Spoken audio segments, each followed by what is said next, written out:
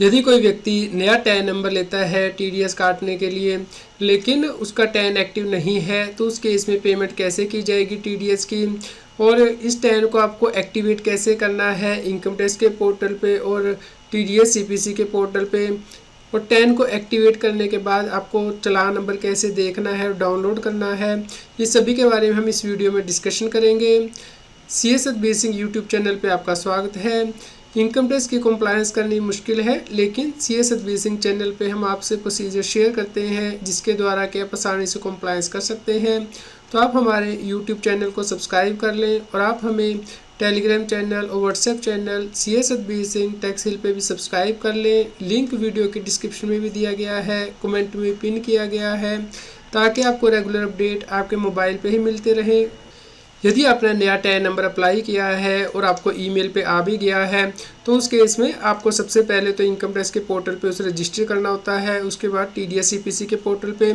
तो आप देख सकते हैं कि यदि आप यहाँ पे रजिस्ट्रेशन के लिए जाते हैं इनकम टैक्स की वेबसाइट पे, यहाँ पे रजिस्टर पे प्रेस करते हैं, तो उस केस में आपको यहाँ पे अदर सेलेक्ट करना होता है। यहाँ पे आपको tax deductor and collector select करके यहाँ पे अपना टैन नंबर एंटर करेंगे, वैलिडेट करेंगे और कंटिन्यू बटन प्रेस करते हैं। तो उसके बाद आप यहाँ पे देख सकते हैं कि आपको टीडीएस सीपीसी की वेबसाइट पे रीडायरेक्ट कर दिया जाता है। तो आपको रजिस्ट्रेशन करनी होती है पहले टीडीएस सीपीसी की वेबसाइट पे। तो यहाँ पे आप गो टू ट्रेसिस पे जाएंगे, तो यहाँ पे tdscpc.gov.in वेबसाइट पे आप आ गए। यहाँ पे होम पे क्लिक करेंगे, यहाँ पे register as a new user और उसके बाद डिडक्टर पे प्रेस करेंगे। तो यहाँ पे आपको टैन नंबर डालना है और उसके बाद वेरिफिकेशन कोड एंटर करना है, उसके बाद प्रोसीड बटन में प्रेस करना है। तो यहाँ पे आपको इस प्रकार से यदि मैसेज आ रहा है कि आपकी जो टैन की डिटेल है इनवैलिड है, क्योंकि टैन अवेलेबल ही नहीं है टैन मास्टर में, या फिर आपने जो स्टेटमेंट फाइल की है वो कैंसिल स्टेट में है, या फिर आपने नील स्टेटमेंट फाइल की है टीडीएस की, इसलिए आप यहाँ पे रजिस्ट्रेशन नहीं कर पा रहे हैं। तो यहाँ पे आपको घबराना बिल्कुल भी नहीं है। ये आप नया टैन अप्लाई किया था तो अभी टीडीएस सीपीसी की वेबसाइट पे अपडेट नहीं हुआ है। तो पहले समझ लेते हैं कि आप अब टैक्स की पेमेंट कैसे करेंगे अपने टैन नंबर को यूज़ करके, क्योंकि अभी आप रजिस्टर तो नहीं कर पा रहे हैं, तो लॉगिन तो नहीं कर पाएंगे इनकम टैक्स की वेबसाइट पे। तो बिना लॉगिन किए हुए भी आप अपने टैन के द्वारा पेमेंट कर सकते हैं। तो यहाँ पे आप क्विक लिंक्स के अंतर्गत जाएंगे incometax.gov.in वेबसाइट पे। यहाँ पे देखिए ई पे टैक्स का बटन दिया गया है, तो टैक्स को पे करने के लिए आपको लॉगिन करने की जरूरत नहीं है। यहाँ पे क्लिक कीजिए। अब यहाँ पे आपको अपना टैन नंबर एंटर करना है। तो जो नया टैन नंबर आपको अलॉट हुआ है वो एंटर करेंगे, कंफर्म करेंगे, मोबाइल नंबर डालेंगे, जिसके बाद के 1 टाइम OTP आपके मोबाइल पे आएगा और उसके बाद कंटिन्यू करना है। उसके बाद इस प्रकार से स्क्रीन ओपन हो जाएगी। यहाँ पे आप रेलेवेंट असेसमेंट ईयर चूज़ करेंगे। यहाँ पे असेसमेंट ईयर और फाइनेंशियल ईयर का आपको ध्यान रखना है। फाइनेंशियल ईयर 23-24 यानी कि असेसमेंट ईयर 24-25 हमने यहाँ पे चूज़ किया है। यहाँ पे आप जिस सेक्शन के अंतर्गत टीडीएस जमा करना चाहते हैं, जैसे कि हमारे केस में हमने NRI का टीडीएस काटना है, तो हम यहाँ पे प्रोसीड करेंगे। तो उसके बाद हम सेक्शन जिसके अंतर्गत क्या पेमेंट करना चाहते हैं टीडीएस की वो यहाँ पे चूज़ करेंगे। तो हमारे केस में सेक्शन 195 एप्लीकेबल है, यानी कि टीडीएस और नॉन रेजिडेंट। तो अकॉर्डिंगली आप यहाँ नीचे से स्क्रॉल करके आगे जाएंगे, तो यहाँ पे देखिए अदर सम, यानी कि ये सेक्शन यहाँ पे चूज़ कर लिया है। आपके लिए जो भी सेक्शन के अंतर्गत आप टीडीएस जमा करना चाहते हो ये करेक्टली चूज़ कीजिएगा। उसके बाद कंटिन्यू करना है। उसके बाद यहाँ पे आपको चूज़ करना है कि आपका जो डिडक्टी है जिसका आप टीडीएस काटना चाहते हैं, क्या वो कंपनी है अदर देन कंपनी है। तो हमारे केस में अदर देन कंपनी है, हम इंडिविजुअल का टीडीएस काट रहे हैं NRI का। तो यहाँ पे आप टैक्स अमाउंट भरेंगे टीडीएस का जो आप जमा करना चाहते हैं, और उसके बाद कंटिन्यू करके आप डिसाइड करेंगे कि आप किस मोड से पेमेंट करना चाहते हैं। मान लीजिए 50,000 करना चाहते हैं, कंटिन्यू करेंगे। तो यहाँ पे आप नेट बैंकिंग, डेबिट कार्ड, पे at bank counter, RTGS, NEFT text यहाँ पे चूज़ कर सकते हैं और पेमेंट कर सकते हैं। जिसके बाद के यहाँ पे ही चालान अवेलेबल हो जाएगा आपको, वो आप डाउनलोड कर लीजिएगा। तो आप 1 या फिर 2 दिन बाद दोबारा से टीडीएस सीपीसी की वेबसाइट पे जाएंगे, यहाँ पे register as a new user पे क्लिक करेंगे और यहाँ पे डायरेक्ट पे प्रेस करेंगे। उसके बाद आपको यहाँ पे टैन नंबर एंटर करना है और जो कैप्चा कोड दिए गए वो एंटर करना है। तो अभी यहाँ पे देख सकते हैं कि अब जो टैन है हमारा अवेलेबल हो गया टीडीएस सीपीसी की वेबसाइट पे, लेकिन यहाँ पे फिर से मैसेज आ रहा है कि आपने कोई स्टेटमेंट फाइल नहीं की है। तो ये हमारे लिए एप्लीकेबल भी नहीं है आज की डेट में, क्योंकि हमें नया टैन जो है वो रजिस्टर करना है। तो उसके बाद ही हम लोग स्टेटमेंट फाइल करेंगे टीडीएस की। तो यदि आपने नील स्टेटमेंट फाइल की हुई है तो उस केस में पहले आपको TDS चालान जमा करना है, भले आप 5 रुपये का जमा कीजिए या 6 रुपये का, उसके बाद ही आप TDS CPC की वेबसाइट पे रजिस्टर कर पाएंगे। तो आपको यहाँ पे ओके प्रेस करना है। उसके बाद आप यहाँ पे देख सकते हैं कि टैन नंबर के साथ जो पैन नंबर दिया गया था वो ऑटोमेटिकली यहाँ पे आ गया है। तो यहाँ पे यदि कैटेगरी ऑफ डिडक्टर सही नहीं आ रहा है, क्योंकि हमारे केस में इंडिविजुअल था यहाँ पे, तो हम यहाँ पे अभी इंडिविजुअल सेलेक्ट कर लेंगे।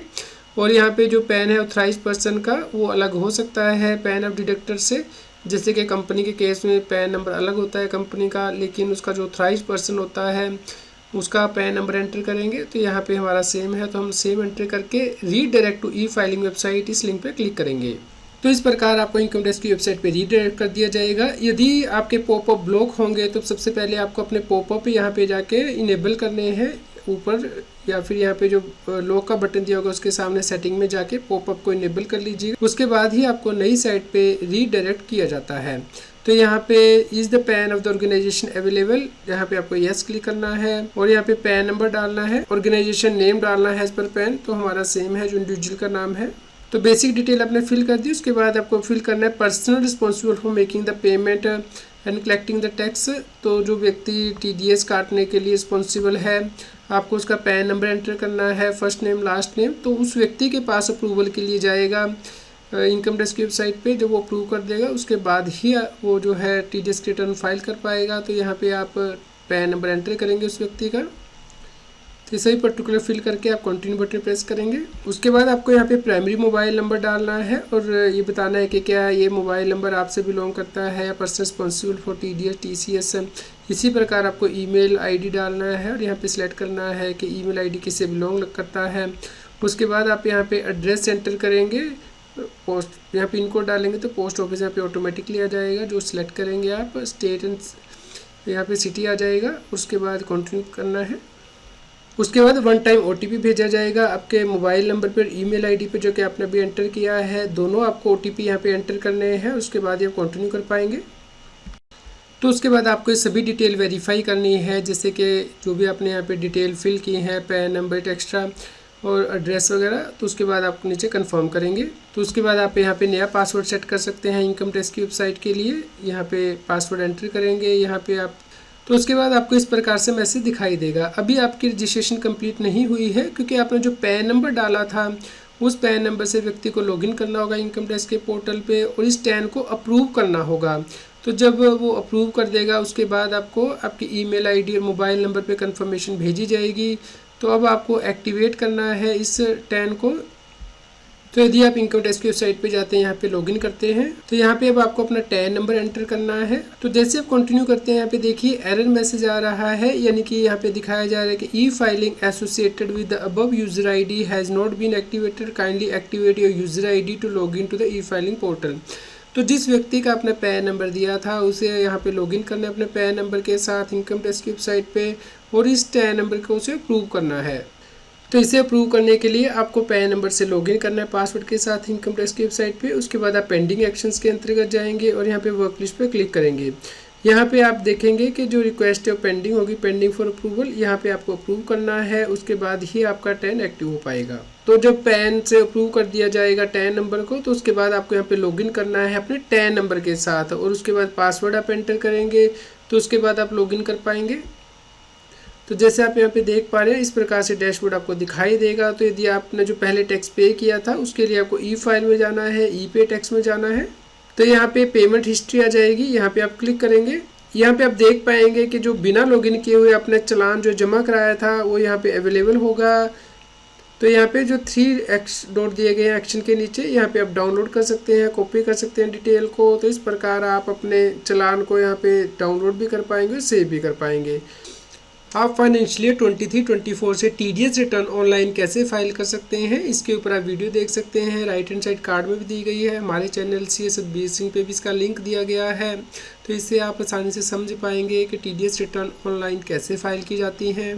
दोस्तों, इनकम टैक्स और TDS से रिलेटेड बहुत बड़ी अमेंडमेंट गवर्नमेंट ने कर दी है। इसके लिए आप CA सिंह यूट्यूब चैनल पे जाके वीडियोस के अंतर्गत वीडियो देख सकते हैं। जैसे कि यदि कोई व्यक्ति प्रॉपर्टी खरीदता है तो इसके लिए TDS की प्रोविज़न क्या है और अदर जो चेंजेस किए गए हैं इनकम टैक्स में। उम्मीद करते हैं आपके लिए न्यूज़ यूज़फुल रही होगी। कृपया लाइक करें और शेयर करें ताकि सभी लोगों तक ये जानकारी पहुंच पाए और वो इनकम टैक्स की कंप्लायंस कर पाएँ। रेगुलर टैक्स अपडेट के लिए इस चैनल को सब्सक्राइब करें। आप हमें टेलीग्राम ऐप CS अब्बीसिंह टैक्सिल पर ज्वाइन कर सकते हैं ताकि आप GST और इनकम टैक्स के रेगुलर अपडेट अपने मोबाइल पर ही प्राप्त कर सकें।